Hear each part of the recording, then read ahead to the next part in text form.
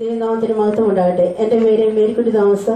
3 മാസവുമായിട്ട് ഞാൻ ഈ മരിയഭവനിൽ വലിയൊരു ശുശ്രൂഷകയാണ്. 2 സാക്ഷ്യങ്ങളാണ് ഇതിൽ പറയുവാനുള്ളത്. ഈ മൂന്ന് വർഷത്തിനുള്ളിൽ 3 അല്ല 30 അല്ല 100 കണക്കിന് സാക്ഷ്യങ്ങൾ എനിക്ക് ദൈവം അനുഗ്രഹങ്ങൾ തന്നിട്ടുണ്ട്. അതിൽ ഏതാനും ചിലതൊക്കെ ഞാനിവിടെ സാക്ഷ്യപ്പെടുത്തിയിട്ടുണ്ട്. ഇന്നിപ്പോൾ എനിക്ക് പറയാനുള്ളത് 2 സാക്ഷ്യങ്ങളാണ്. കഴിഞ്ഞ മെയ് മാസത്തിൽ എൻ്റെ കാലൊന്ന് ഇടറി ഞാൻ വീഴാൻ തുടങ്ങിയപ്പോൾ എൻ്റെ കൈ ഇങ്ങനെ തിരിഞ്ഞ് ഞാനൊരു കതകിലേക്ക് പിടിച്ചപ്പോഴത്തേക്ക് എൻ്റെ കൈയുടെ ഈ വലത് കൈയുടെ 2 മസിൽസ് അങ്ങ് വിട്ടുപോയി. കൈ എനിക്ക് അനക്കാനോ പൊക്കുവാനോ സാധിക്കില്ലായിരുന്നു. അങ്ങനെ 45 ദിവസം എൻ്റെ കൈ ബാഗിലിട്ട് ഇട്ടിരിക്കുകയായിരുന്നു. 45 ദിവസം കഴിഞ്ഞപ്പോൾ സ്കാൻ ചെയ്ത് നോക്കിയപ്പോൾ പറഞ്ഞു ഒരു കുറവുമില്ല, അത് അതുപോലെ തന്നെയുണ്ട്. അപ്പോൾ ഡോക്ടർ പറഞ്ഞു ഇനി ഇത് വെച്ചോണ്ടിരിക്കേണ്ട, നമുക്ക് സർജറി ചെയ്യണമെന്ന് പറഞ്ഞു. അങ്ങനെ ഞാനത് അച്ഛനോട് വന്ന് പറഞ്ഞപ്പോൾ അച്ഛൻ പറഞ്ഞു വേണ്ട, സർജറി ഒന്നും ചെയ്യണ്ട എന്ന് പറഞ്ഞ് എല്ലാവരും അച്ഛന്മാരും സിസ്റ്റേഴ്സും പ്രേക്ഷകരും എല്ലാവരും കൂടി എനിക്ക് വേണ്ടി പ്രാർത്ഥിച്ചു. വീണ്ടും ഞാൻ ഡോക്ടറെ അടുത്ത് 10 ദിവസം കഴിഞ്ഞ് ചെന്നപ്പോൾ ഡോക്ടർ പറഞ്ഞു, സർജറിയെ കുറിച്ച് ഡോക്ടർ ഒന്നും പറഞ്ഞില്ല. അത് കഴിഞ്ഞ് പിന്നെ വീണ്ടും എനിക്ക് വേദന കൂടി. ഡോക്ടറെ അടുത്ത് ചെന്നപ്പോൾ പറഞ്ഞു ഇനി നമുക്ക് നോക്കിയിരിക്കേണ്ട, MRI സ്കാൻ ചെയ്ത് വരാൻ പറഞ്ഞു. അപ്പൊ അത് ഞാൻ അച്ഛനോട് വന്ന് പറഞ്ഞപ്പോൾ അച്ഛൻ പറഞ്ഞു വേണ്ട, സ്കാൻ ഒന്നും ചെയ്യണ്ടെന്ന് പറഞ്ഞു, MRI ഒന്നും ചെയ്യണ്ട, അത് പതുക്കെ കുറഞ്ഞോളൂ എന്ന് പറഞ്ഞു. അങ്ങനെ ഇതുവരെ അന്ന് മുതൽ ഇന്ന് വരെ ഞാൻ ഒന്നും ചെയ്തിട്ടില്ല. എൻ്റെ കൈ ഇപ്പൊ ഇത്രയും പോക്കാം, എനിക്ക് വേദനയും കുറവുണ്ട്. അതിലുപരി മറ്റൊരു സാക്ഷ്യം ഞാൻ പറയുന്നത്, 24 വർഷക്കാലമായി ഞാനും എൻ്റെ കുടുംബവും വാടക വീട്ടിലായിരുന്നു താമസം. അതിനോടിടയ്ക്ക് 2010 നവംബർ മാസത്തിൽ എനിക്കൊരു ഭവനം തന്ന് ദൈവം എന്നെ അനുഗ്രഹിച്ചു. ഞാൻ ഒത്തിരി അടുത്ത് സാക്ഷ്യം പറഞ്ഞിട്ടുള്ളതാണ്. എന്നാൽ അന്ന് എൻ്റെ മോൾക്ക് മാലദ്വീപിൽ ജോലി ഉണ്ടായിരുന്നു, നേഴ്സായിട്ട് ജോലി ഉണ്ടായിരുന്നു. അവരുടെ സാലറി ഒക്കെ കണ്ടുകൊണ്ടാണ് ഞങ്ങൾ ലോൺ എടുത്ത് വീട് മേടിച്ചത്.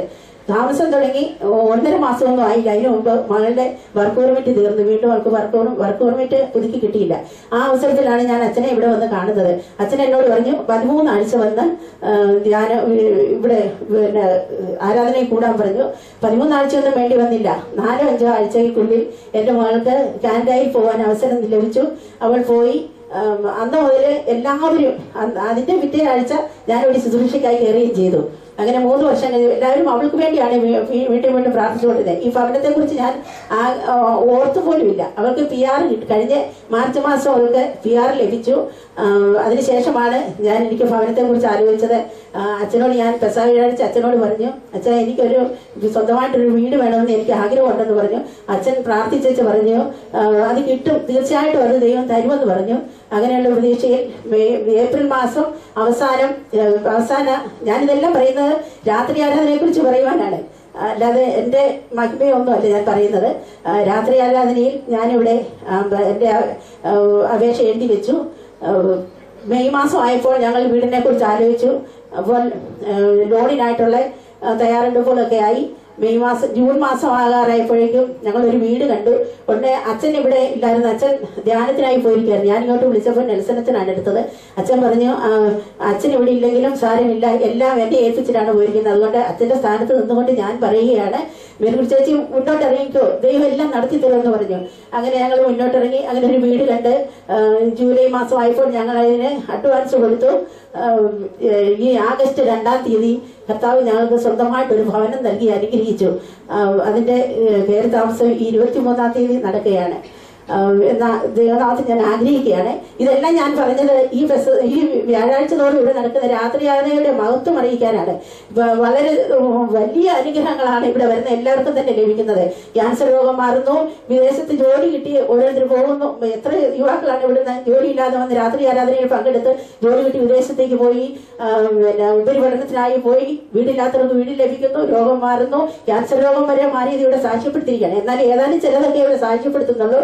എങ്കിലും വലിയ അനുഗ്രഹങ്ങളാണ് ദൈവം നൽകിക്കൊണ്ടിരിക്കുന്നത്. ഗെത്സമനയിൽ പോയി പ്രാർത്ഥിച്ചു വന്ന ഈശോ ശിഷ്യന്മാർ ഉറങ്ങുന്നത് കണ്ട് അവരോട് ചോദിച്ചു, 1 മണിക്കൂറെങ്കിലും പത്രോസേ 1 മണിക്കൂറെങ്കിലും എന്നോട് കൂടി ഉണർന്നു നിൽപ്പാൻ നിങ്ങൾ കഴിഞ്ഞില്ലേ എന്ന് ചോദിക്കുന്ന ആ ചോദ്യം ഇന്ന് നമ്മളോട് ചോദിച്ചുകൊണ്ടിരിക്കുകയാണ്.